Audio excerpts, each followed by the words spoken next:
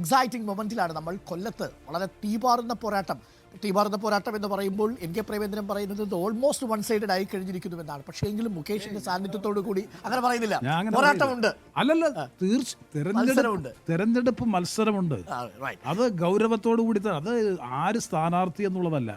എനിക്കറിയാം, ഞാൻ മത്സരിക്കുന്നത് CPM നേതൃത്വം നൽകുന്ന ഒരു പാർട്ടി സംവിധാനം, അതിന്റെ സംഘടനാ സംവിധാനം, അതിന്റെ സാമ്പത്തിക സ്രോതസ്, അധികാരം, മറ്റെല്ലാ സംവിധാനങ്ങളും ഉപയോഗിച്ചുകൊണ്ട് അവർ നടത്തുന്ന പ്രവർത്തനങ്ങൾ നല്ലതുപോലെ. അതുകൊണ്ട് ഞാൻ വളരെ ഗൗരവത്തോടു കൂടിയാണ് ഈ മത്സരത്തെ കാണുന്നത്. തീർച്ചയായും. അപ്പോൾ ഇനി ഒരു ചോദ്യം കൂടി ചോദിച്ച് നമുക്ക് അദ്ദേഹത്തെ സ്വന്തമാക്കാം. അതിൽ ഏറ്റവും പ്രധാനപ്പെട്ടത് ഇന്നലെ മുഖ്യമന്ത്രി പറഞ്ഞത് CAA വിഷയത്തിൽ UDF MPമാർ BJPക്ക് അനുകൂലമായ, CAക്ക് അനുകൂലമായ നിലപാട് സ്വീകരിച്ചുവെന്നാണ്. ഞാൻ മനസ്സിലാക്കുന്നത് NIAയും CAയും തമ്മിൽ തിരിഞ്ഞുപോയി എന്നൊരു കൺഫ്യൂഷനാണ് എനിക്കുള്ളത്, സാങ്കേതികമായുള്ള കൺഫ്യൂഷൻ. അത് CMന് മനസ്സിലാക്കാതെ പോയതാണോ, അതല്ല മനഃപൂർവ്വം അങ്ങോട്ട് പ്രചരണം നടത്തിയതോ? അന്ന് എന്താണ് സംഭവിച്ചത്? നിങ്ങൾ 19 MPമാരും UDFിൽ നിന്നുള്ളവർ, ആരിഫ് മാത്രമാണ് CA ഭേദഗതി വിഷയത്തെ എതിർത്ത് സംസാരിച്ച് വോട്ട് ചെയ്തത് എന്നാണ് ഇന്നലെ മുഖ്യമന്ത്രി പറഞ്ഞത്.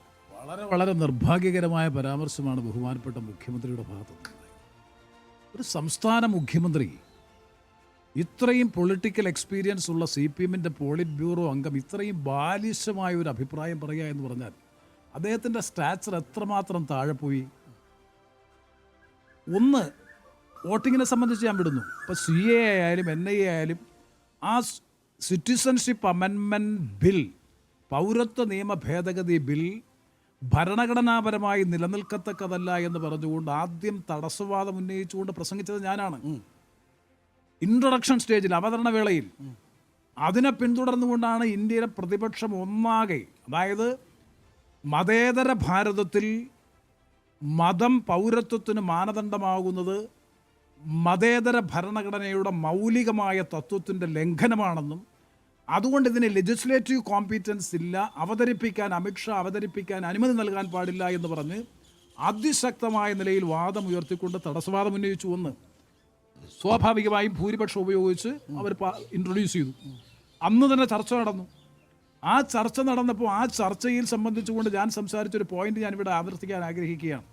അതിൽ ഞാൻ പറഞ്ഞ വളരെ വളരെ ഏറ്റവും പ്രധാനപ്പെട്ട point, how can you classify Muslims versus non Muslims, മുസ്ലിംസും മുസ്ലിം ഇതര വിഭാഗങ്ങളും എന്ന് പറഞ്ഞ് പൗരത്വം ലഭിക്കുന്നതിനുള്ളൊരു ക്ലാസിഫിക്കേഷൻ ഭരണഘടനയുടെ 14-ാം അനുച്ഛേദത്തിന്റെ നഗ്നമായ ലംഘനമാണ് എന്ന് മാത്രമല്ല, ആർബിട്രറി, ഒരു തരത്തിലും റീസണബിൾ അല്ല. ഏത് കോടതിയിൽ പോയാലും ഒരു ജുഡീഷ്യൽ വെർഡിക്റ്റ് ഉണ്ടായാൽ ഇത് സ്ട്രക്ക് ഡൗൺ ചെയ്യും, ഈ നിയമം നിലനിൽക്കത്തില്ല എന്ന് പറഞ്ഞുകൊണ്ടാണ് എൻ്റെ പ്രസംഗം അവസാനിപ്പിക്കുന്നത്. ഞാനാണതിൽ ഏറ്റവും ഭേദഗതി അവതരിപ്പിച്ചത്. CPMന്റെ എത്ര പേര് ഭേദഗതി, ഞാൻ എന്നിട്ട് പറയുന്നില്ല ഭേദഗതി എല്ലാവരും അവതരിപ്പിക്കണമെന്നില്ല. ഞാനാണ് പ്രതിപക്ഷത്തിന് വേണ്ടി, എനിക്ക് തോന്നുന്നു 5ഓ 6ഓ ഭേദഗതികൾ ഞാൻ അതിൽ അവതരിപ്പിച്ചു. എനിക്ക് ഓർമ്മയുണ്ട്, ഞാനത് പൂർണ്ണമായി കാണുന്നു. ഇനി വോട്ടിങ്ങുമായി ബന്ധപ്പെട്ട് 2-3 കാര്യങ്ങൾ മനസ്സിലാക്കണം. ചില ഘട്ടങ്ങളിൽ നമ്മളൊരു പൊളിറ്റിക്കൽ സ്ട്രാറ്റജിയാണ്, പാർലമെന്ററി ഫ്ലോർ സ്ട്രാറ്റജിയാണ്, പൊളിറ്റിക്കൽ ഫ്ലോർ സ്ട്രാറ്റജി. നമ്മൾ ദുർബലമാകുമ്പോൾ നമ്മൾ ബോയ്ക്കോട്ട് ചെയ്യും, അത് റെക്കോർഡിൽ വരും. Opposition has boycotted. അതൊരിക്കലും യുനാനിമസായി പാസ്സാക്കുന്നതിന് തുല്യമല്ല. ഇപ്പം ഞാൻ പറയാം, അവർക്ക് 350 പേരുടെ പിന്തുണയുണ്ട്, നമ്മൾ 60 പേരെ 70 പേരെ ഉള്ളെങ്കിൽ ബെറ്റർ ടു ബോയ്ക്കോട്ട്. കാരണം ഓൺ റെക്കോർഡിൽ വരുന്നത് എന്താണ്? 353 അനുകൂലിച്ചു, 56 അല്ലെങ്കിൽ പലപ്പോഴും 56ഉം 70ഉം ഒക്കെയാണ് ഈ അറ്റൻഡൻസ്. പല കോൺഗ്രസും ലെഫ്റ്റും അല്ലാതെ വേറെ ആരും അവിടെ ഇരിക്കാറില്ല. ഇത്തരം കണ്ടൻഷ്യസ്, ഈ സമാജ്വാദി പാർട്ടിയും ഇവരെ ആരെയും സഭയിൽ പോലും കാണില്ല ഇത്രയും വിവാദപരമായ വിഷയങ്ങൾ വരുമ്പോൾ. മാക്സിമം പോയ 60-70 പേര് ഞങ്ങളിൽ കോൺഗ്രസും കാണും, ലെഫ്റ്റും കാണും.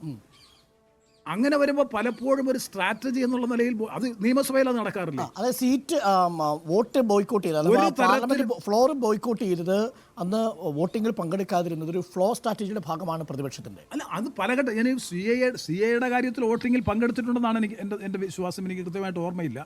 CAയുമായി ബന്ധപ്പെട്ട് വോട്ടിങ്ങിൽ പങ്കെടുത്തിട്ടുണ്ടെന്നാണ്. പലതിലും വോട്ടിങ്ങിൽ പങ്കെടുക്കാതെ പോയിട്ടുണ്ട്. ചിലതിൽ മുസ്ലിം ലീഗ് അവർ പറയാറുണ്ട്, ഞങ്ങളുടെ ഒരു ഡിഫറൻസ് ഞങ്ങൾക്ക് പ്രകടിപ്പിച്ചു നോക്കും, അവർ മാത്രം പങ്കെടുത്ത കാര്യങ്ങളുണ്ട്. മുസ്ലിം വിമൻ പ്രൊട്ടക്ഷൻ ബിൽ അവർ വോട്ടിങ്ങിൽ ഞങ്ങൾ മുത്തലാഖുമായി ബന്ധപ്പെട്ട വിഷയം. ഇപ്പം ഏറ്റവും ഒടുവിൽ രാമക്ഷേത്ര നിർമ്മാണവുമായി ബന്ധപ്പെട്ട പ്രമേയം വന്നു, ഞങ്ങളെല്ലാം ബോയ്ക്കോട്ട്. CPMും ബോയ്ക്കോട്ട്. എന്താ CPM വോട്ട് ചെയ്യാൻ? ഞാൻ തിരിച്ചു ചോദിക്കുന്നു മുഖ്യമന്ത്രിയോട്, എന്തുകൊണ്ടാണ് പാർലമെന്റിൽ രാമക്ഷേത്രം നിർമ്മിച്ച പ്രവൃത്തിയെ പ്രകീർത്തിച്ചുകൊണ്ട് നരേന്ദ്രമോദിയെ പ്രകീർത്തിച്ചുകൊണ്ട് ഗവൺമെൻറ് കൊണ്ടുവന്ന പ്രമേയവുമായി ബന്ധപ്പെട്ട വിഷയത്തിൽ ചർച്ചയിൽ പങ്കെടുക്കാതെ നിങ്ങളുടെ ഡിസന്റ് പോലും സഭയിൽ പറയാതെ എന്തിനാണ് നിങ്ങൾ ബഹിഷ്കരിച്ചത്? ഡിസന്റും പറഞ്ഞില്ല. ഇല്ല, ആരും പറഞ്ഞു. ഞങ്ങളെല്ലാം ബഹിഷ്കരിച്ചു. കാരണം സഭ അതിന് വേണ്ടിയിട്ടുള്ളതല്ലോ. അതായത് വളരെ കൃത്യമാണ്. അപ്പോൾ ഈ മുഖ്യമന്ത്രി പറഞ്ഞത് ഒന്നുകിൽ തെറ്റിദ്ധരിച്ചാണ്. അദ്ദേഹത്തെ ആരെങ്കിലും തെറ്റിദ്ധരിപ്പിച്ചിട്ടുണ്ടാകുമെന്ന്. പിന്നെ അദ്ദേഹത്തിന് നല്ലതുപോലെ അറിയുന്നതിൽ ഇപ്പോൾ ഉദാഹരണം, നിങ്ങൾ നിയമസഭയിൽ ഈ അടുത്ത കാലത്ത് കുറേ അധികം കാര്യങ്ങൾ വന്നല്ലോ. പ്രതിപക്ഷത്തിന് ശക്തമായ വിയോജിപ്പുണ്ട്. അവർ ഡിവിഷന് നിന്നില്ല, അവർ ബോയ്ക്കോട്ട് ചെയ്യും. അപ്പോൾ ഡിവിഷൻ കമ്പൽസറി അല്ല. ചില ഘട്ടങ്ങളിൽ വളരെ സെൻസിറ്റീവ് ആയിട്ടുള്ള വിഷയങ്ങളിൽ ചില ഘട്ടങ്ങളിൽ. പക്ഷെ രാജ്യസഭയിൽ നിങ്ങൾ നോക്കണം, കോൺഗ്രസ് എടുത്ത സ്റ്റാൻഡ് എന്താ? നെക്ക് ടു നെക്ക് ഫൈറ്റ് ചെയ്തില്ലേ? അവസാനം ഡിവിഷൻ ചോദിച്ചില്ലേ? ലെഫ്റ്റും കോൺഗ്രസും കൂടി അതിശക്തമായിട്ട് പൗരത്വ നിയമ ഭേദഗതി ബില്ലിനെതിരായി രാജ്യസഭയിൽ ഫൈറ്റ് ചെയ്തു. ഞാൻ ഇപ്പോഴും പറയുന്നു, രേഖകൾ പരിശോധിച്ചാൽ രാജ്യസഭയിൽ അന്ന് ആ ബില്ല് പാസ്സായില്ല, ഡിവിഷൻ അനുവദിച്ചില്ല. പ്രേക്ഷകർക്ക് കൺഫ്യൂഷൻ ഇല്ലാതിരിക്കാൻ, CA വിഷയത്തിൽ വോട്ട് ചെയ്യാതെ പോയത്, അത് ബഹിഷ്കരിക്കാൻ തീരുമാനിച്ചത് ഒരു രാഷ്ട്രീയ തന്ത്രം എന്ന നിലയിലാണ്. എന്നാൽ അതുമായി ബന്ധപ്പെട്ട എല്ലാ സംവാദങ്ങളിലും CAയുടെ ഭേദഗതി നിർദ്ദേശിച്ചും CA എതിർത്തുമാണ് UDF MPമാർ നിലപാടെടുത്ത്. On record. പ്ലസ് ഇതും കൂടെ പരിശോധിക്കണം. CAയിൽ വോട്ട് ചെയ്തോ ഏതോ ഒരെണ്ണത്തിൽ ഞങ്ങൾ വോട്ട് ചെയ്തിട്ടില്ല, ബഹിഷ്കരിച്ചിട്ടുണ്ട്. അത് NIAയുടെ കാര്യത്തിൽ നിങ്ങൾ ബഹിഷ്കരിച്ചു. പക്ഷേ അതിന്റെ കാരണം വേറെ ആയിരുന്നു എന്നാണ് ആന്റണി എന്നോട് പറഞ്ഞത്. അത് രാഹുൽ ഗാന്ധി തന്നെ പറഞ്ഞു, ചിദംബരം കൊണ്ടുവന്നതായതുകൊണ്ട് രാഷ്ട്രീയമായി കഴിയില്ല. പക്ഷേ ചിലതിൽ കോൺഗ്രസ് ബഹിഷ്കരിച്ചതിൽ ഞാൻ വോട്ട് ചെയ്ത അനുഭവമുണ്ട്.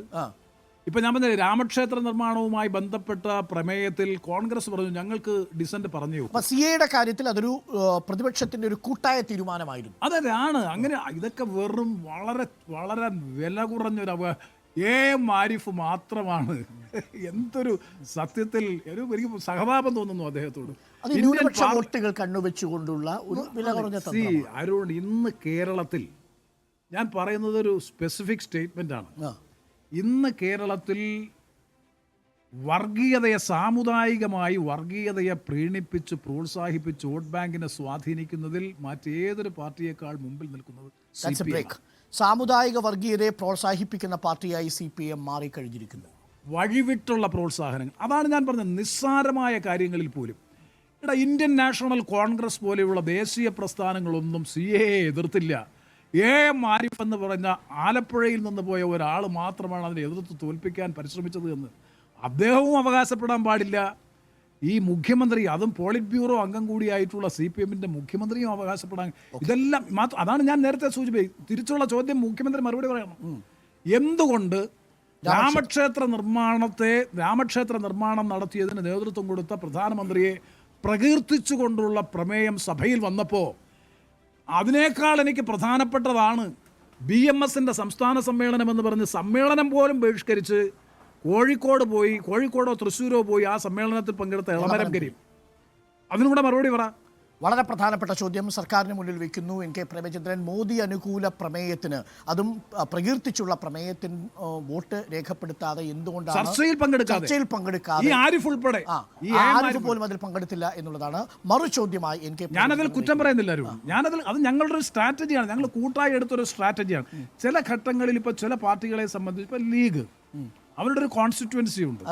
അവരെ സംബന്ധിച്ചിടത്തോളം ചിലപ്പോൾ അങ്ങനെ വേണ്ടി വരും. ഇതൊക്കെ വെറും പാർലമെന്ററി ഫ്ലോർ സ്ട്രാറ്റജിയെ ഇങ്ങനെ വികലമായി ഒരു നേട്ടമായി സഭാതന്ത്രം എന്ന രീതിയിൽ മാത്രമേ അതിനെ കാണേണ്ടതുള്ളൂ. അതേതെങ്കിലും തരത്തിൽ ആ CA ബില്ലുമായി ഐക്യപ്പെട്ടുകൊണ്ടുള്ള കാര്യമായ CA ബില്ലിൽ വളരെ ശക്തമായ രീതിയിലുള്ള നിലപാട് അറിയിച്ചിട്ടുണ്ട് എന്നതാണ് NK പ്രേമചന്ദ്രൻ പറഞ്ഞത്.